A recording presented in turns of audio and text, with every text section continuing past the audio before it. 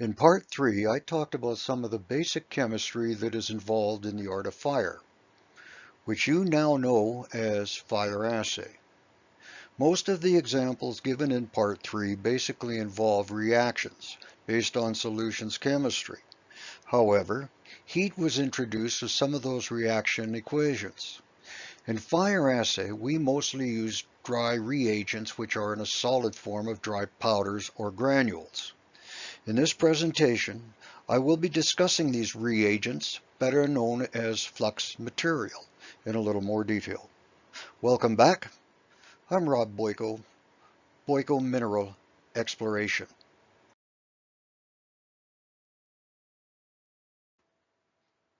You need to understand, in solutions chemistry relating to fire assay, we will be using acids in the parting process, which will be discussed in a future presentation.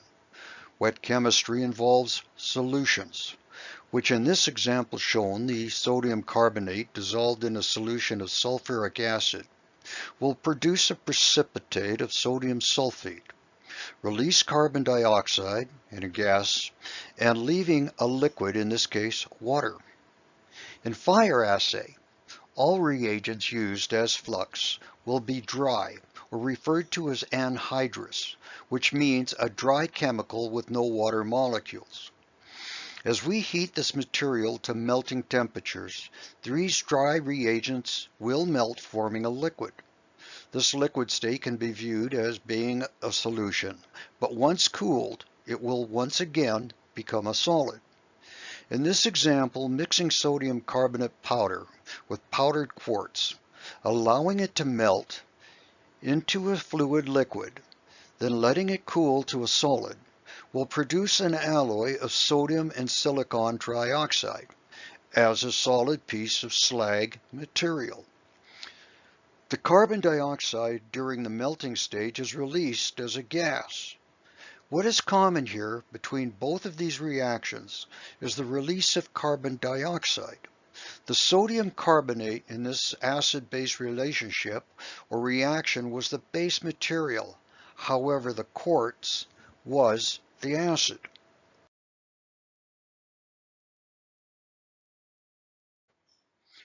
The reagents used are classified by their characteristics and properties.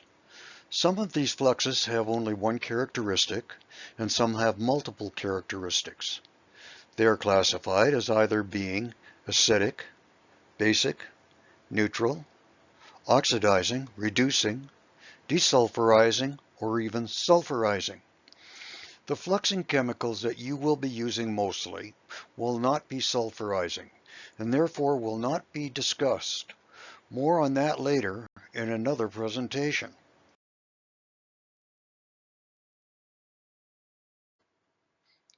Relating to the small-scale miner or prospector who wishes to try their own fire assay for the collection and refinement of the precious and noble metals, and that may include analysis.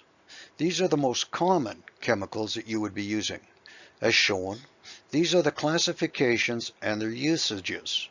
Feel free to stop the video, grab a pencil and paper, and write these down for future reference.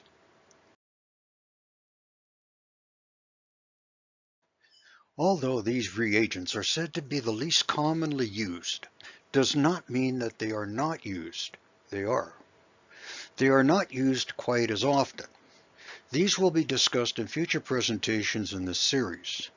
You may want to stop the video at this point and jot down these reagents for future reference, as you will probably be using them.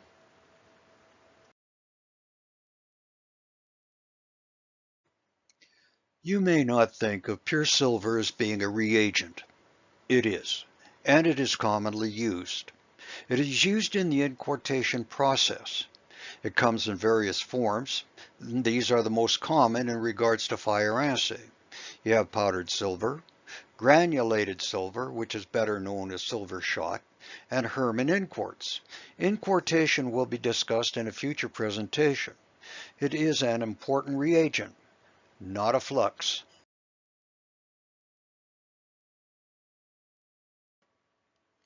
In fire assay, we use acids in some of the refining, collection, and precipitation processes. The nitric and hydrochloric acids are used the most. However, the sulfuric, formic, and the most dangerous due to its inherent explosive potential is the pitric acid, which are used for special processes. These latter three will be discussed in a future presentation in the series of the Fine Art of Fire. There is one other acid not shown, and that is acetic acid, which is not commonly used and may or may not be included in this series.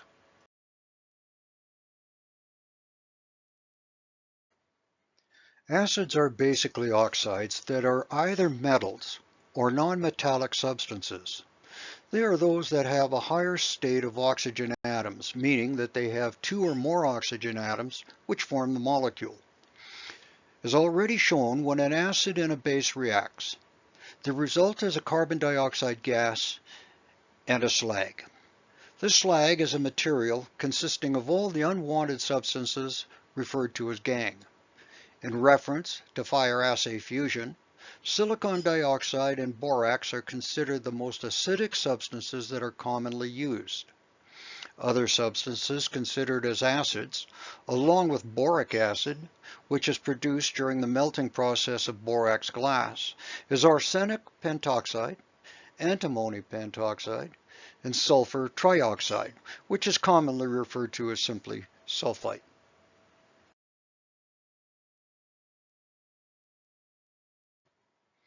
Calcium carbonate and sodium carbonate have the characteristic of being both an acid and a base.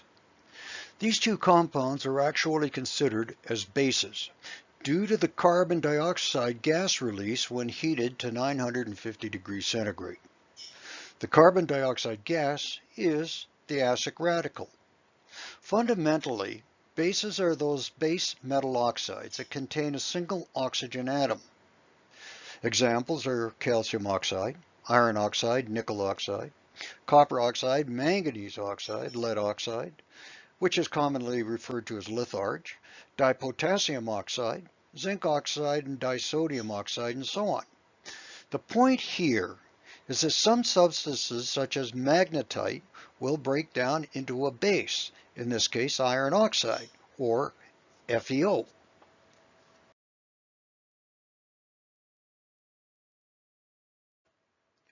A flux is a compound that will, when mixed with another substance, will cause the substance to fuse, that is, melt at a lower temperature.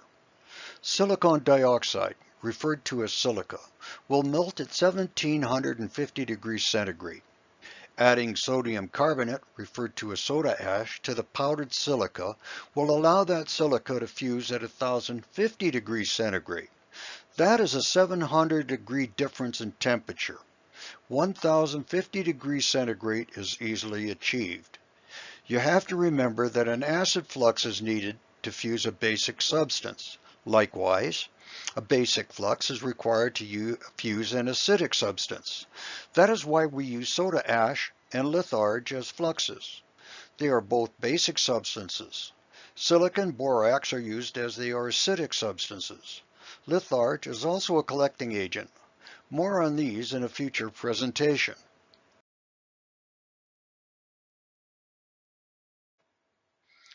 Reducing agents are substances that have the ability to bring a substance which has a higher oxidation degree to a lower degree. This is a form of a redox reaction.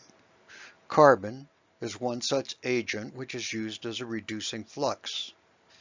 In this example, lead oxide is the oxidizing agent. Carbon is the reducer.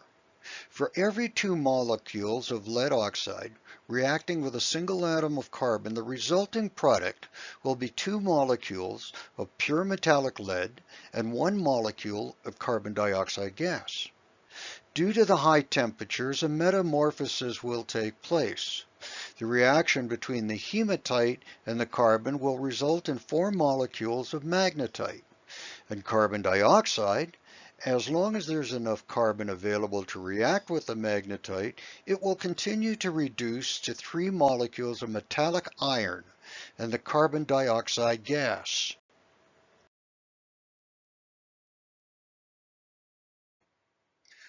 An oxidizing agent is one that is opposite to that of a reducing agent.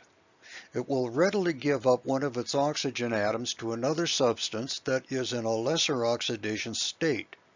Potassium nitrate is a common flux used for this reason. In this example, the potassium nitrate is combined to create lead oxide.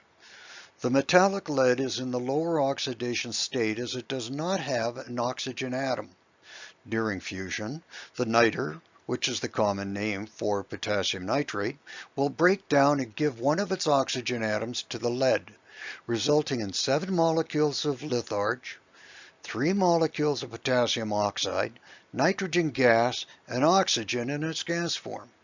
However, the niter also has one other property as well. It can also react in a double displacement reaction. When reacting with a zinc sulfide, it will result in zinc nitride, potassium oxide, nitrous oxide, and sulfur dioxide gas. Therefore, it can also be said that the niter can be used as a desulfurizing agent.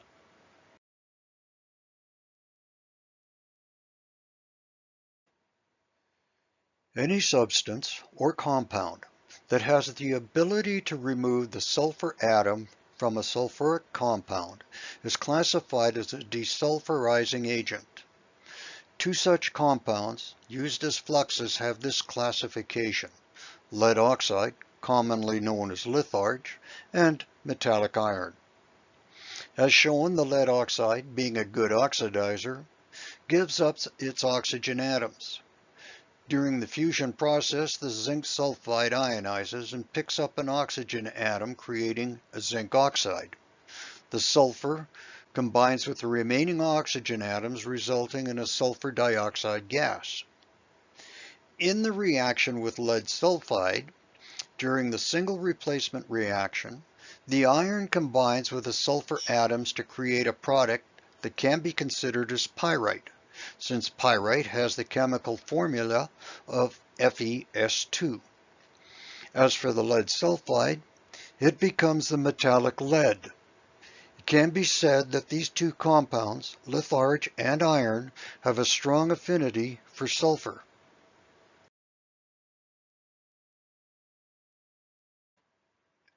In summary, fluxing compounds are an important constituent in the art of fire. They are used to reduce the fusion temperatures of a substance or material. They are mixed with your samples or laid on top of the charge. Reasons for the top layer will be discussed in a future presentation.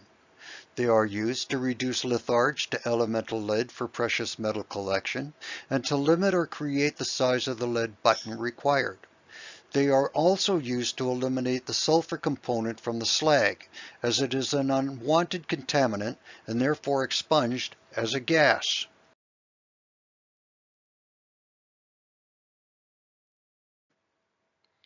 Well, this concludes this presentation, part 4 of the Art of Fire. In this presentation, I've given a brief introduction into the flux material used. I tried to keep it understandable and not too overwhelming. In part 5, I will be adding more to the fluxes used, which will be a good reference regarding a presentation on the calculations for flux quantities in the near future. As always, I would like to give you a big thank you for watching. If you found this presentation informative, please give it a thumbs up, share it, and download a copy for your future reference. I'm Rob Boyko, Boyko Mineral Exploration.